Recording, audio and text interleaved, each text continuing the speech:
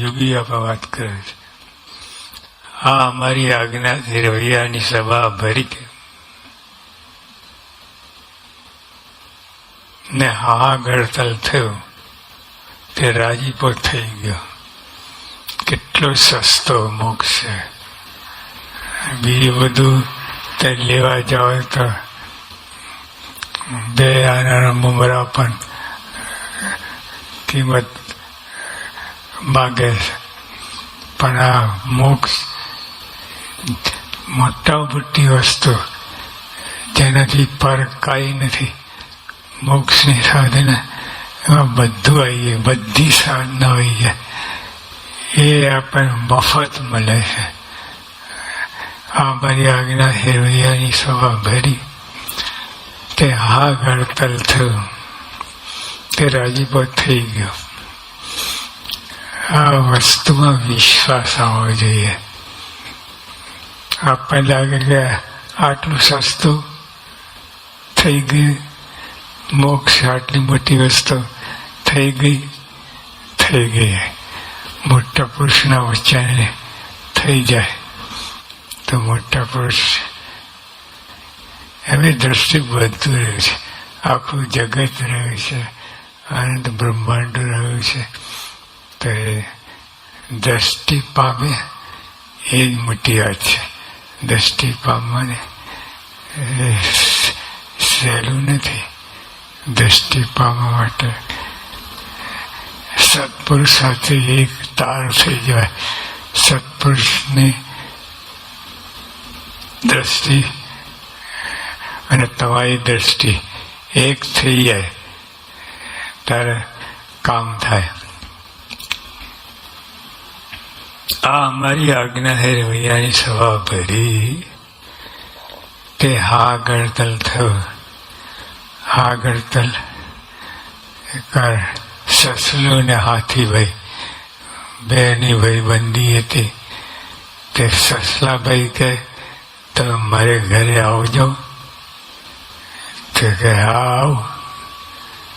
તો સસલાભાઈનું દળ કેટલું અને હાથીભાઈ તો કેટલાય મોટા. પણ હાથી એને લેવા ગયા અને ચાલતા ચાલતા ગુલાટ ખાતો જાય. ગુલાટ 50-100 ગુલાટો ખાધી. તો હાથીભાઈ કે એટલે શું કરે છે?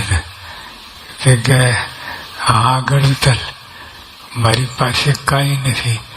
તમારા જેવા મહેમાન મારે શું લાવું, શું કરું? એટલે હા ગળતલ આનંદમાં ગુલાટ ખાવ છું. તો હાથીભાઈ રાજી થઈ ગયા.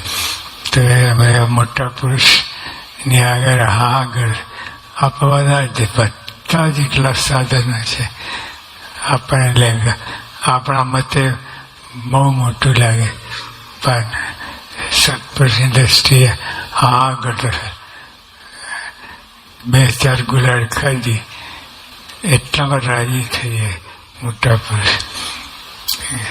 કેટલો સસ્તો મોક્ષ છે. કોઈ જગ્યાએ એવું મળે નહીં. મોટા મોટી કિંમતી વસ્તુ મોક્ષ એક મહારાજ સ્વામી જ આપી શકે. સત્પુરુષ રાજી થઈ જાય એ જ હા ગળ છે. અને એમાં બધું ઘણું બધું આવી જાય. તમે આકાશ પાતાળ એક કરો, મોટી મોટી સાધનાઓ કરો, જંગલમાં જાઓ અને આનંદ કાળ સુધી તપ કરો, વ્રત કરો, પણ તો આગળ તળી તુલે ના હોય. આગળ સુધી ડાયરેક્ટ કનેક્શન સત્પુરુષ સાથે, અને સત્પુરુષ સાથે કનેક્શન એટલે ભગવાન સાથે કનેક્શન. તે એટલી બધી વાત થઈ. એટલે લોકની દ્રષ્ટિ આપણે લોકનું શું કામ છે? મોક્ષનું કામ છે. તો મોક્ષ મળ્યો એટલે પતી ગયો. તેમાં ફક્ત તમે 1.5 કલાકનો ભોગ આપ્યો. રવિયાની સભા 1.5 કલાક, એથી મિનિટ વધારતા અને 1.5 કલાક આપણે જાણીએ કેવું કેટલું મન રહે અને કેટલું બધું ફાલતુ ટાઈમ રહે. પણ તોય સ્વામી કે 1.5 કલાક અમારા માટે કાઢ્યો એટલે તારે બીજો કશો ભેળો વેઠવો પડતો નહીં. પૈસો, સમય, બીજો કોઈ વસ્તુનો ભેળો વેઠવો પડે નહીં. આ 1.5 કલાક તો એમને ક્યાંય જતો રહે ખબર પડે નહીં. પણ 1.5 કલાક સત્પુરુષ માટે કર્યો, એમની આજ્ઞાથી કર્યું એટલે બહુ મોટી વાત થઈ ગઈ. શ્રીજી મહારાજ રાજી થઈ ગયા. એમ સત્પુરુષના વચને કહીને અલ્પ વર્તવાથી રાજીપો થઈ ગયા. અલ્પ વર્તવાથી હવે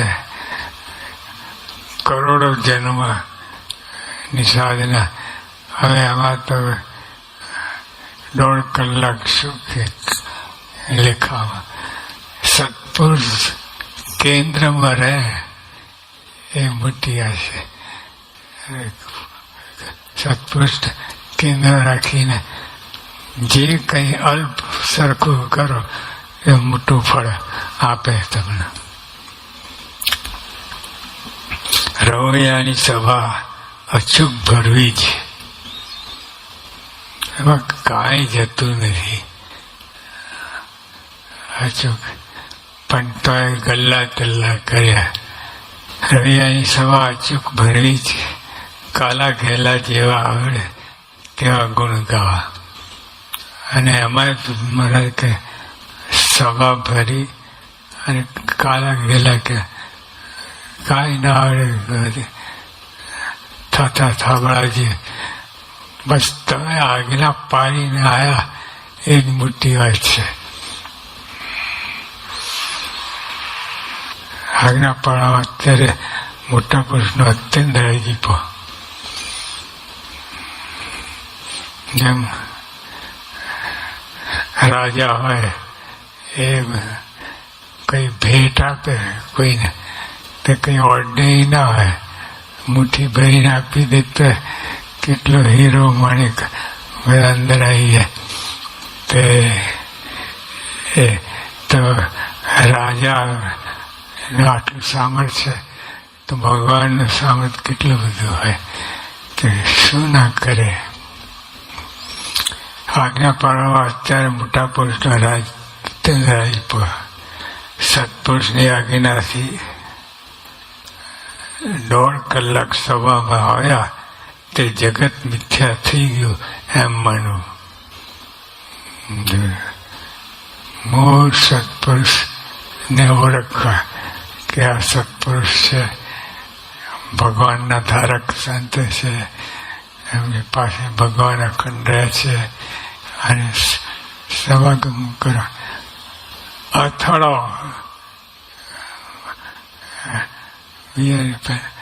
સત્પુરુષને આજ્ઞામાં ત્યાં પડ્યા રહીએ અને સત્પુરુષ રટન થયા કરે એટલે ભગવાનનું રટન થયા કરે. એ મોટી વાત છે. મધ્યનું 45 વર્ષનાથ સમજાવતા કહ્યું, મધ્યનું 45 વર્ષ સમજાવતા કહ્યું, પૂર્વે નારદ પર્વત ભગવાન રાજી કરે તો દેવલોક ઇન્દ્રલોકને પામ્યા. એમ તે વખતે સત્પુરુષ હતા નહીં, ગુણાતીત સંત હતા નહીં. તે વખતે જે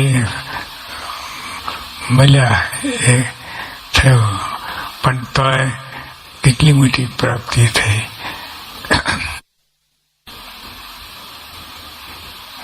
ભગવાન રાજી ગયા દેવલોક તે અલ્પ પ્રાપ્તિ થઈ.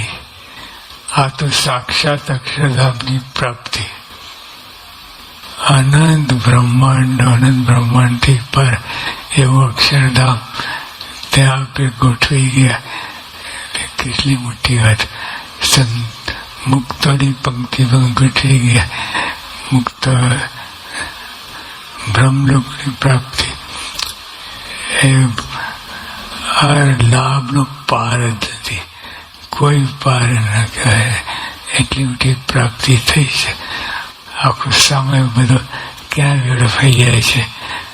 અને ભજન ભક્તિ સેવા એમાં રહી જઈએ છીએ આપણે. તો સેવા કેમ ના કરી?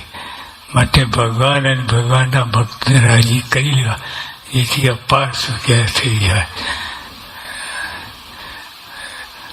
મોર આપણને ભગવાન સંગ એવા મળ્યા છે જેનાથી પર કોઈ નથી. અને આપણે જરાક છાંટોય નાખીએ આ પ્રાપ્તિ માટે તો બધું ઘણું બધું મળી જાય એમ છે. તો આપણે ભગવાન ખરેખર ક્યારે મળ્યા નથી. આ ભગવાન સંત ક્યારે મળ્યા નથી. એ અનંત કલ્પ વીત્યા. એક કલ્પ એટલે 8,64 કરોડ વર્ષ. એવા 2-5 કલ્પ નહીં, અનંત કલ્પ વીત્યા તો ભગવાનના દર્શન થયા નથી. અને ભગવાન સામેથી આવ્યા આ બ્રહ્માંડમાં અને અમને લાભ આપ્યો. પણ તો આપણે સમય ના કાઢીએ આ સત્સંગ સેવા માટે તો આપણે જીવતર ડંકાવું ગયું. સજાન સાંઈ મહારાજ.